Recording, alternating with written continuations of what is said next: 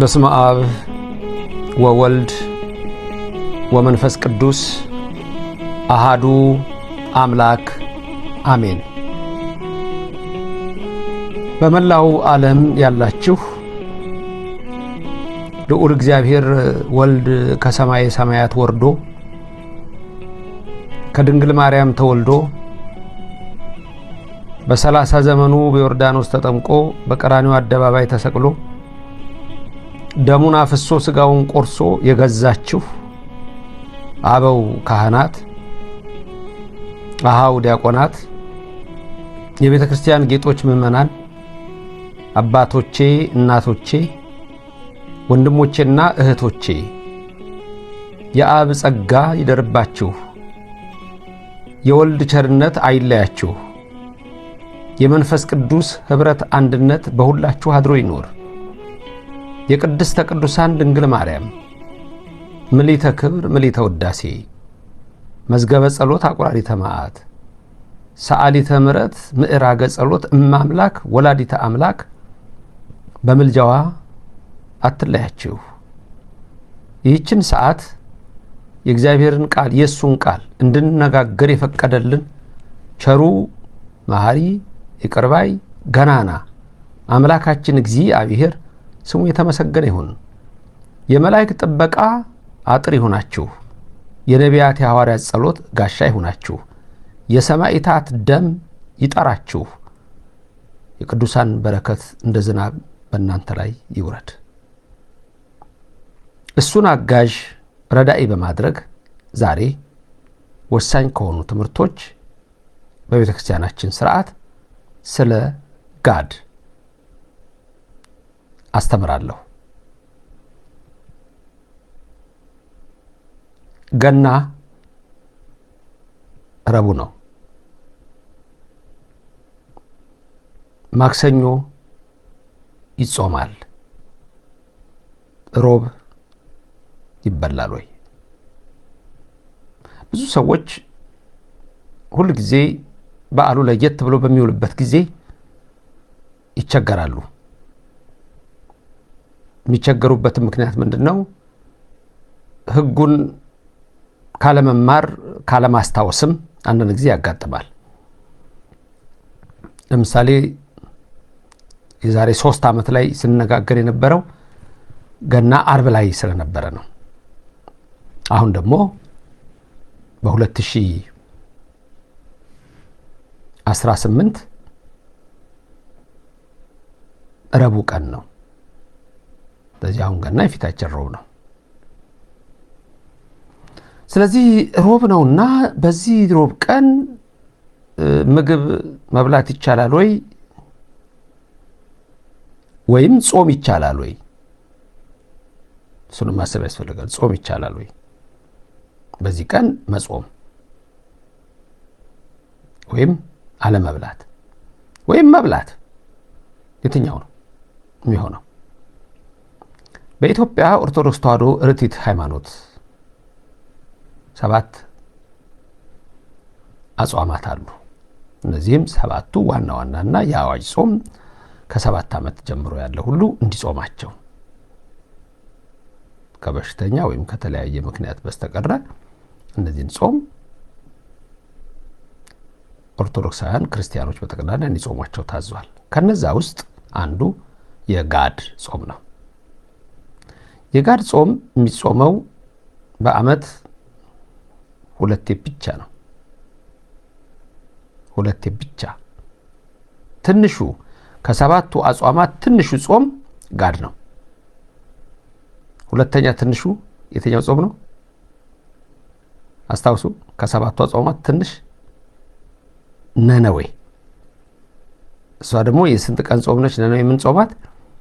የ3 ቀን ነች። ጋድ 2 ቀን ነው። 2ቱ ቀን ደግሞ መቼና መቼ ነው ከተባለ ግልጽ ነው። ሁልጊዜ ግራ እንዳይገባችሁ። የገና ዋዜማ፣ የጥምቀት ዋዜማ፣ ሁለቱ ጋድ ጾም ይባላል። አንዳንድ ሰዎች ጥምቀት እሺ፣ ገና ግን ከሱ ኋላ ያሉት ዕለታት በጠቅላላ ጾም ስለሆኑ ምን ማለት ነው ብሎ ጥያቄ የሚያነሳ ሰው ይኖራል። ጥሩ ጥያቄ ነው። ልክ ነው። ከገና በፊት ያሉት ዕለታት ሁሉ አጽዋማት ያለበት ጾም ያለበት ቀን ነው። ስለዚህ ምንድነው ጋድ መጾም ያለብን ብለው ሰዎች ሊያነሱ ይችላሉ። ጥሩ ጥያቄ ነው እንዳልኳችሁ። ግን ምንድነው ያ ከሌሎቹ ጾሞች በተለየ ሰዓቱ ራሱ ረጅም ነው እንጂ አሁን ሌላ ቀን ተጾሞ ምሳ ላይ ይበላል። በሌሎቹ አጽዋማት አይደለም። ከገና በፊት ባሉት ጾማችሁ ቁርስ ከተዋችሁ ምሳ ትበላላችሁ፣ እራት ትበላላችሁ። ወይም አንዳንድ ሰው ምሳ ብቻ ሊበላ ይችላል፣ አንዳንድ ሰው እራት ብቻ ሊበላ ይችላል። ግን ቁርሱን ተወ ምሳ ሰዓት ላይ ምሳ ይበላል፣ ሰዓቱ ሲደርስ እንዳቅሙ። የዚህ ቀን ግን አክፍሎት ነው። ቅዳሴው ሌሊት ነው የሚቀደሰው። ሌሊት ስለሚቀደስ ጋድም ስለሆነ ያ ጾም ረጅም ሰዓትን የሚወስድ ነው። ስለዚህ የጋድ ጾም ተብሎ የልዋይ ጾም ተብሎ ይታወቃል። ሁለተኛው ደግሞ ጋድ ባይኖር ኖሮ ዝም ብሎ ጾም ቢሆን ኖሮ ሮብ ቀን አሁን መብላት አይቻልም ነበር። ለምሳሌ የሐዋርያትን ጾም እንውሰድ። የሐዋርያት ጾም ወይም የሰኔ ጾም ተብሎ በልማድ የሚነገረው ወይም የቄሶች ጾም የሚባለው ማለት ነው።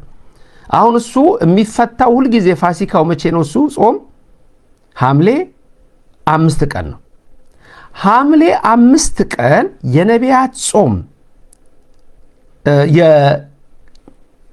የሐዋርያት ጾም የነቢያት የገናው ነው። የሐዋርያት ጾም ተጾሞ ወይም የቄሶች ጾም ተጾሞ የሰኔ ጾም ተጾሞ ሐምሌ 5 ሮብ ቀን ቢሆን ልክ አሁን እንዳሁኑ ገና ሮብ ቀን ቢሆን ይበላል አይበላም? ፍልሰታ የቤታችን ፍልሰታ ነሐሴ 16 ቀን ሮብ ቢሆን ወይም አርብ ቢሆን ስጋ ይበላል? ይዛን ቀን አይበላም። ለምን? ጋድ የላቸውም። ጋድ ቢኖራቸው ኖሮ እነሱ ቢሰራ ስርዓት ኖሮ እንበላ ነበር ማለት ነው። እነዚህ የዛ ቀን ግን ጋድ የላቸውም። ስለዚህ ጋድ ያላቸው ገናና ጥምቀት ናቸው። ስለዚህ ገና ሮብ ቀን ቢሆን እንደ ሌሎቹ አጽዋማት እንደ ሐዋርያት ጾም ወይም እንደ ፍልሰታ ቢሆን ኖሮ ሮብ ቀን ሲሆን ሮብ አሁን እንበላ ነበረ? አንበላም ነበረ።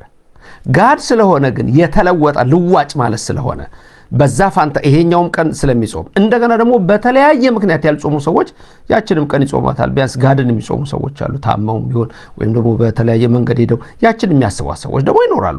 ስለዚህ ያቺ የጋድ ጾም ነች። የጋድ ጾም ስለሆነች ሮብ ቀን በገና ዕለት ምን ይሆናል ማለት ነው? ወይም በአርብ ቀን ቢሆን ይበላል ማለት ነው። ለምን? ጋድ ስላለ ነው። ስለዚህ አንዳንድ ሰዎች ጋድ የለውም ገና ብላችሁ ካላችሁ ሮብ ቢሆን አይበላም ማለት ነው። ጋድ ባይኖር አያችሁ፣ ቁልፍ ነገር ነው። ይሄ በጣም ቁልፍ ነገር ነው። ፍልሰታ ላይ ሮብ ቢሆን አርብ ቢሆን አንበላም። የሐዋርያት ጾም ቢፈታ ሐምሌ 5 ሮብ ቢሆን አርብ ቢሆን አንበላም። ወይ ሐሙስ ነው ወይ ቅዳሜ ነው የምንመገበው። ስለዚህ የገናን ግን የምንበላበት ምክንያት ራሱ ጋድ ስላለው ነው። ስለዚህ ማክሰኞ ጋድ ነው፣ ረቡዕ ፍስክ ነው። በዛ ላይ ደግሞ አሁን ትልቁ ነገር ምንድነው? እግዚአብሔር ከሰማያት ወርዶ ስጋውን ደሙን የሰጠበት ሚስጥር በከብቶች በረት የተገኘበት የደስታ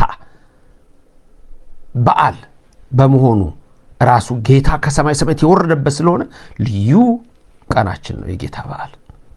ከዚህ የተነሳ ጋድ ማክሰኞ አለ፣ ረቡዕ የፍስክ በዓል ይሆናል። ስለዚህ ረቡዕ ይበላል ማለት ነው። ይሄ ነው የቤተክርስቲያናችን ስርዓት። በሚቀጥለው ትምህርት ላይ የምትመለሱት ጥያቄ ልጠይቃችሁ።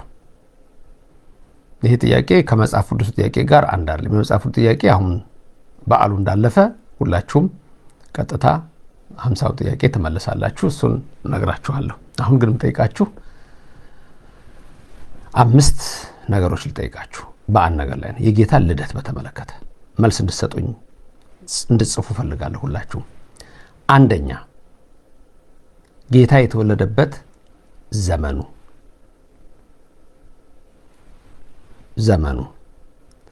ሁለተኛ ወሩ። ሶስተኛ ዕለቱ። አራተኛ ቀኑ። አምስተኛ ሰዓቱ። እነዚህ ጥያቄዎች ነው የምትመልሱልኝ። ልብ በሉ። አንደኛ ዘመኑ በዘመነ ማ፣ በማ ዘመን።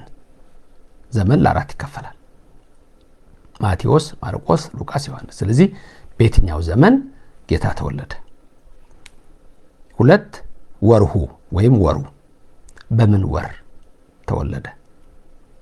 3 ዕለቱ፣ በምን ዕለት ተወለደ?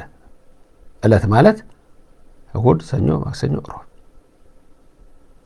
4 ቀኑ፣ ቀኑ ማለት ደግሞ በ1 በ2 በ3 በ4 በ5። 5ኛ ሰዓቱ፣ በ1 ሰዓት በ2 ሰዓት በ3 ሰዓት በ4 ሰዓት። እነዚህን ጻፉልኝ እንድታውቋቸው ፈልጋለሁ። ቀጥሎ ያለው ትምህርት ላይ እነግራችኋለሁ።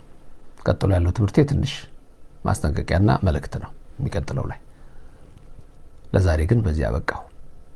ረቡዕ ፍስክ ነው፣ ማክሰኞ ጋድ ነው። አምላካችን እግዚአብሔር በረድኤቱ በቸርነቱ በበጎነቱ ከሁላችን ጋር ይሁን። ዛሬ የመጣችሁ ሰዎች ሁልጊዜ የሚሰጠውን ትምህርት ለመከታተል ሰብስክራይብ ማድረግ ይኖርባችኋል። እዚህ ያላችሁት ደግሞ ሁልጊዜ መነገር አያስፈልግም። ስትጀምሩ ላይክ አድርጋችሁ፣ ስትወጡ ኮሜንት አድርጋችሁ፣ ለሌላ ሰው ሼር አድርጋችሁ የእግዚአብሔር ቃል ለሌላው እንዲዳረስ አድርጉ።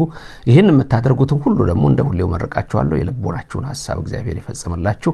ድንግል ማርያም በቀኝ በግራ ትቆምላችሁ። ሁላችሁም ይህን ድምፅ የሰማችሁ ሁሉ ከፊት ትምራችሁ፣ ከኋላ ትከተላችሁ። በልቦናችን ከልጇ ጋር ነግሳ ለዘላለም ትኖር። ያስተማረን የመከረን ኃያሉ አምላክ እግዚአብሔር ስሙ የተመሰገነ ይሁን። ከሰማይ ሰማያት ወርዶ በከብቶች በረት ተወልዶ ያዳነን ኢየሱስ የድንግል ልጅ የአብ ልጅ ከዘላለም እስከ ዘላለም ምስጋና ለሱ ይሁን። ልዑል እግዚአብሔር ይባርካችሁ፣ ፊቱንም ያብራላችሁ። በሚቀጥለው ጊዜ በቸር እንገናኝ። ሰላም ሁኑልኝ።